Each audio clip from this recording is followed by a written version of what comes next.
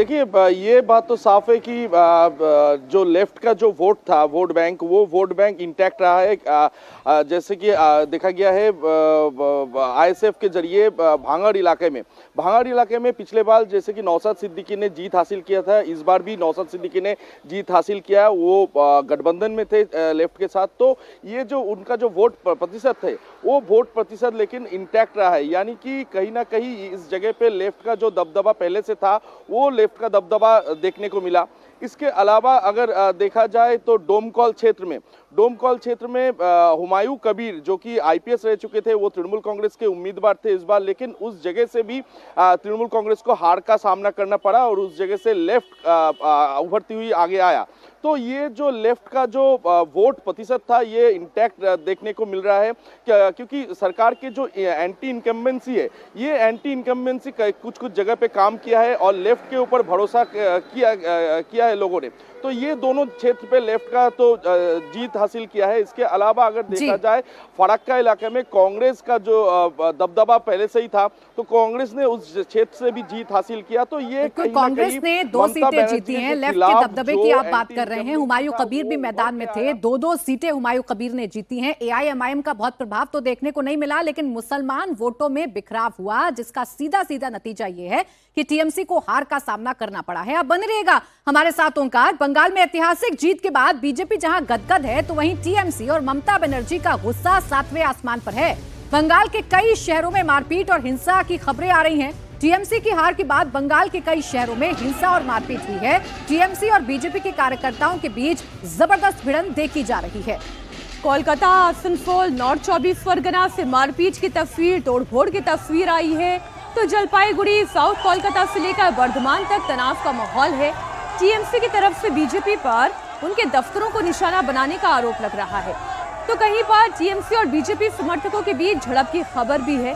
बेलघाटा में बीजेपी कार्यकर्ता की हत्या हुई है, कहीं आगजनी है तो कहीं तोड़फोड़ है। हालांकि केंद्रीय सुरक्षा जो है वो पहले से ही यहाँ पर मौजूद है और पुलिस भी है जो हालात को कंट्रोल में कर रही है।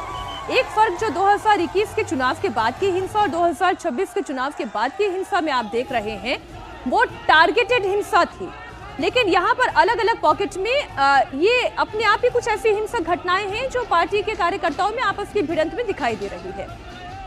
ये तस्वीर हम आपको दिखा रहे हैं जहां पर बीजेपी के कार्यकर्ता, टीएमसी के कार्यकर्ता भी आपस में भिड़ गए हैं। देखिए, कुर्सियां उठाकर एक दूसरे पर प्रहार किया जा रहा है। हालांकि केंद्रीय सुरक्षा बलों की तैनाती है। गृहमंत्री अमित शाह ने पोलिंग से पहले ही ये साफ कर दिया था कि पोलिंग के बाद, मतगणना के बाद, नतीजों के बाद भी 60 दिन तक केंद्रीय सुरक्षा बलों की तैनाती पश्चिम बंगाल में रहेगी। और ये नॉर्थ 24 परगना की तस्वीर अब आपके सामने है। यहाँ पर हिंसक झड़प आप देखिए, कैसे खूनी झड़प हो गई है, एक दूसरे पर प्रहार किया गया है। बीजेपी और टीएमसी के कार्यकर्ताओं के बीच भिड़ंत की खबरें सामने आ रही हैं। टीएमसी के कुछ कार्यालय हैं जिनमें तोड़फोड़ की खबरें सामने आ रही हैं। ममता बनर्जी और अभिषेक बनर्जी काफी गुस्से में हैं। ममता बनर्जी तो यहां तक आरोप लगा रही हैं कि उनके साथ मारपीट की गई, भवानीपुर के मतगणना सेंटर पर उन्हें लात मारी गई। ये गंभीर आरोप ममता बनर्जी लगा रही हैं। लेकिन फिलहाल ग्राउंड की तस्वीर आप देखिए कि कैसे आपस में कार्यकर्ता भिड़ रहे हैं। ये जो अभी तस्वीर आप देख रहे हैं ये आसनसोल की है। इस बीच कोलकाता से बड़ी खबर आई है, टीएमसी और बीजेपी के कार्यकर्ताओं के बीच सड़क पर मारपीट हो गई। टीएमसी के कैंप ऑफिस में तोड़फोड़ हुई है। कार्यकर्ता दफ्तर के बाहर बैठे थे, तभी वहां पर बीजेपी समर्थक आ गए और फिर कुर्सियां फेंक कर एक दूसरे पर हमला हुआ। टीएमसी कार्यकर्ताओं ने बीजेपी समर्थकों के पर दबंगई का आरोप लगाया। ये तस्वीरें कोलकाता की हैं, जिसमें आप देख सकते हैं कि दोनों दलों के समर्थक आपस में भिड़ गए हैं, कुर्सियां तोड़ रहे हैं, एक दूसरे पर हमला कर रहे हैं और ये सब कुछ सड़क के किनारे हुआ है।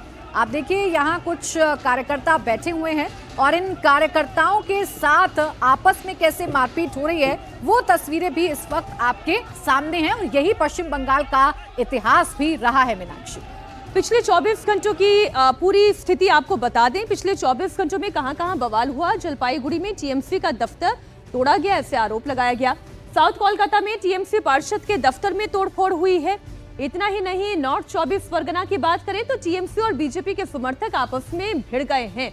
पश्चिमी बर्धमान की बात करें तो हिंसा में 15 लोगों के घायल होने की खबर आ रही है। आसनसोल की बात करें तो यहाँ टीएमसी और बीजेपी के समर्थकों के बीच मारपीट की खबर मिल रही है। जलपाईगुड़ी की जानकारी हमने आपको दी, जहां टीएमसी का दफ्तर तोड़ा गया है, टीएमसी के दफ्तर में तोड़फोड़ की गई है और ऐसी ही तस्वीरें साउथ कोलकाता से भी देखने को मिल रही हैं।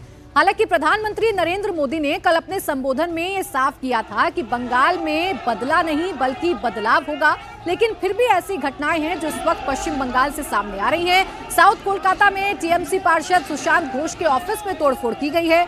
आरोप है कि बीजेपी के कार्यकर्ता दफ्तर के बाहर जमा हुए और तोड़फोड़ को अंजाम दिया।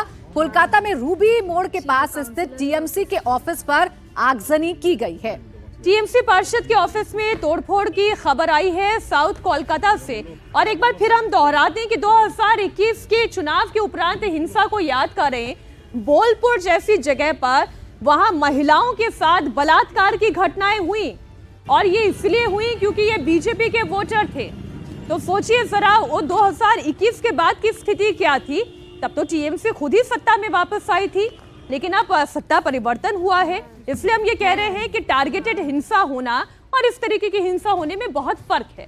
बंगाल की सत्ता से टीएमसी आउट हो गई है और अब सीधे बीजेपी पर आरोप का दौर शुरू हो गया है। टीएमसी की तरफ से सोशल मीडिया एक्स पर एक वीडियो शेयर करते हुए बीजेपी कार्यकर्ताओं पर आरोप लगाया गया है। टीएमसी का कहना है कि जलपाईगुड़ी के वार्ड नंबर 14 में बीजेपी समर्थक लोगों ने उनके दफ्तर में तोड़फोड़ की और ये बीजेपी का असली चेहरा है।